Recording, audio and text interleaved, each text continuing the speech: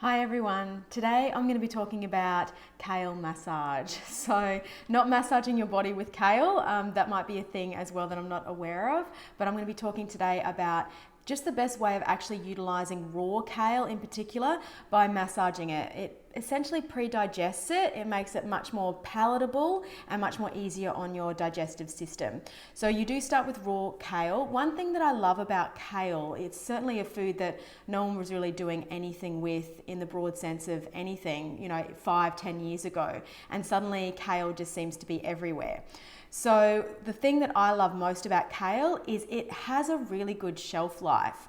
Like I'll often go through sort of my working week and I've done my grocery shop, and lettuces, even baby spinach, rocket, they just don't really seem to hold up. Whereas kale, when you've bought it really fresh, will actually have some really reasonable longevity to it. It'll sit in the fridge quite happily. The kale I'm using today is a great example of that. I've had a really busy week, as we all do from time to time, and this kale's been sitting in my fridge for about a week. But the beautiful thing about it is even when it starts to soften, you're still going to get some benefit out of using your kale. So it's a great one for shelf life if you're a bit time poor but still want to have some fresh greens into the later part of your work week after you've maybe done your shop. So with the kale, the most important thing I think that people don't realize is you really don't want to use the stems. The stems are super fibrous, really challenging to digest unless you're cooking them. So in a salad sense, we just want to be using the leaves. So we've got a stem here, and I'm just going to be stripping these leaves off. So I just strip the leaves along the stem, and this is the stuff I don't want to be putting in. So I'm just going to discard that. And the salad that I'm actually making today, or I guess the salad base, is brilliant because you can really make it whatever you want it to be.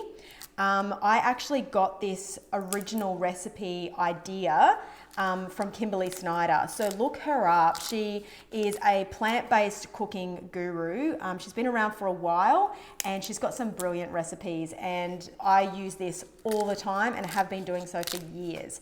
And I'm not a big fan of cooking kale actually. This is kind of how I have kale, is in this great salad base, and you can make this into anything. It's just brilliant.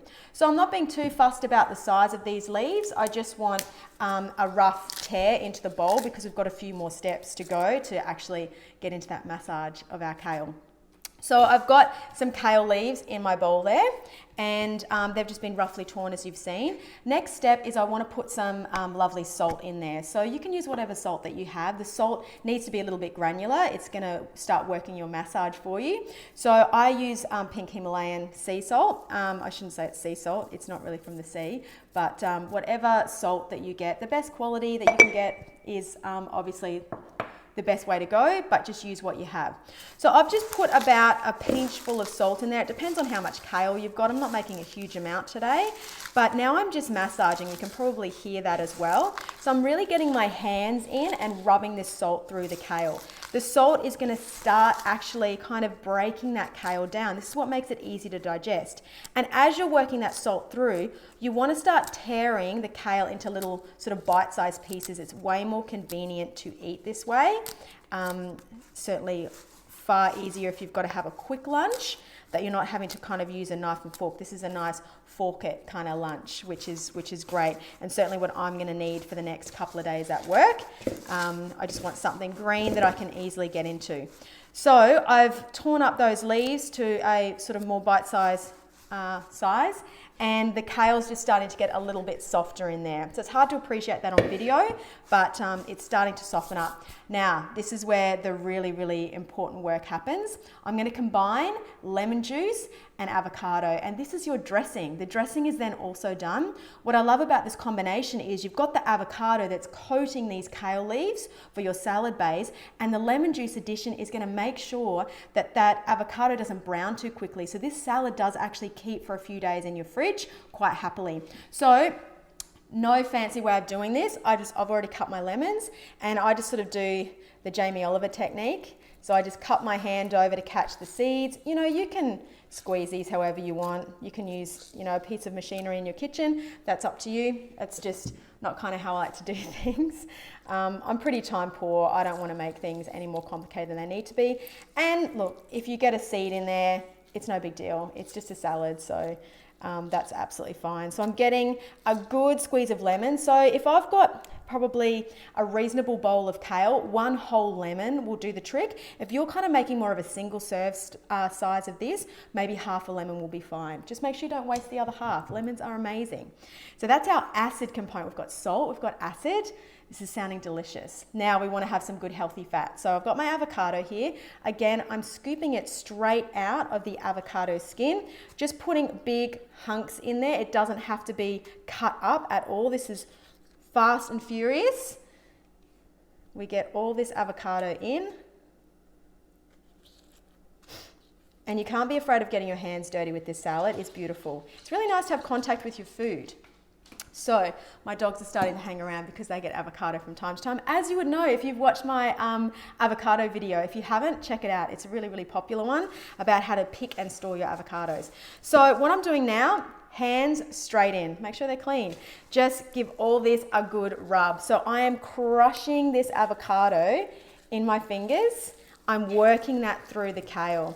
The kale is going to really start absorbing this deliciousness because you're kind of massaging this fat, this acid into the into the kale leaves, and they are just going to be soaking that up. It's going to break them down, make them far easier to digest. Now, if you've got digestive issues, which many of us do, then you don't want to be eating a lot of kind of raw salads because they're much harder for us to digest. Full of healthy food for sure, but much harder for us to digest. So I love that about this salad is it's really kind of almost pre-digesting the kale for you. So it's going to be much kinder on your digestive system, which is the key. And it makes the kale absolutely delicious, which, you know, we all want that, right? Some people think kale's disgusting.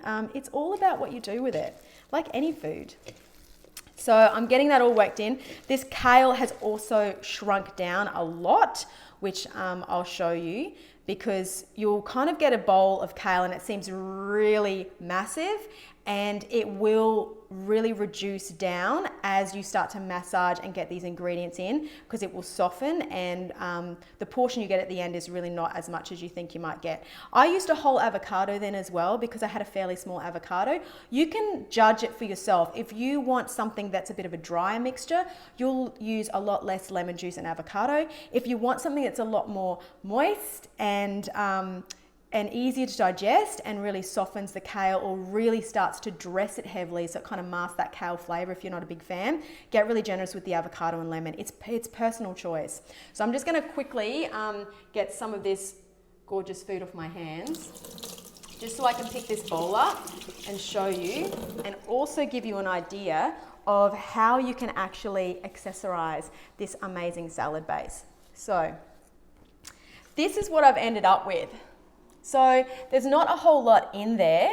It's really reduced down, but it's very, very soft. It's got big chunky bits of avocado. It's also got really, really emulsified avocado that's gone through the kale. So it's fantastic. Now from this, you can do whatever you like. One thing, this was sort of Kimberly Snyder's base. She would add nooch, also known as nutritional yeast. So that's really out there in the plant-based community. It adds a really cheesy flavor. Now, nooch is one option. So I've got a little container here with some nooch. You can just sprinkle that through. So I'm gonna put a little bit of that through. I've been on a bowel microbiome reset, so I've actually been avoiding a lot of yeast and fermented foods, but I'm kind of coming into my last month, so I'm allowed to start reintroducing these, and I have missed my nooch, so I'm glad to have it back in the mix. So I can mix that nooch through. The other alternative is, if you're particularly plant-based, then there's some amazing alternative parmesans, like pine nut parmesan, and they're based on nuts. They'll also have some nooch through them to give them some flavor. Check those things out, they're amazing. Or if you're still on dairy, and that's cool as well, put some parmesan through. It's really, really delicious. It just adds that cheesiness, because a little bit more body and earthiness. The other things you can add to this salad, cherry tomatoes are fantastic, so you can just halve those, put them through. Your sprouts, which you may have made from my previous video, sprouts are fantastic in this, gives a little bit more texture. I sometimes put seeds through. You can put hemp hearts. You can basically have leftovers from the night before if you've made a really simple stir fry, and put that on top of this salad base, and you're just getting amazing plant nutrition and a really, really hearty meal. So it's win-win, and also this salad is going to keep for those few days in your fridge, which I love. Now, one little note of caution, sort of putting my little medical hat on now. With raw kale, if you are consuming a huge amount of it, it has to be a lot, like you're eating it daily, it can actually impair your thyroid function. So if you've got thyroid hormone issues, might just want to watch how much kale you're consuming in your diet. Doesn't mean you need to avoid it, just keep tabs on how much of it you're eating, because it can actually impair your thyroid function more so, and that's going to potentially worsen your symptoms. So that's really it. That's kale massage. Simple as that. I hope you weren't expecting anything more exciting than that, but I hope you can add that to your little repertoire. Give kale another go if it's something that you've kind of let fall by the wayside because you just haven't known really what to do with it. Give this recipe a go. It's so simple. So just to really quickly recap, you've got your raw kale leaves, strip them off into a bowl, sea salt or whatever salt you want to use, give it a nice massage, start getting that granular salt in to break those leaves down. The step after that is we want lemon juice and avocado in whatever portion you feel. Start with a little bit, add a little bit more. You don't want to make this sort of super wet, but you'll need enough depending on how fresh your kale is. So if you've bought really, really fresh kale and it's super, super fibrous still, then you'll need a lot more lemon juice and avocado. If your kale's been sitting around your fridge for a few more days, it's starting to soften, then you won't need so much. So experiment, have fun with it, get more plants into your diet, and we'll see you next time on the next video.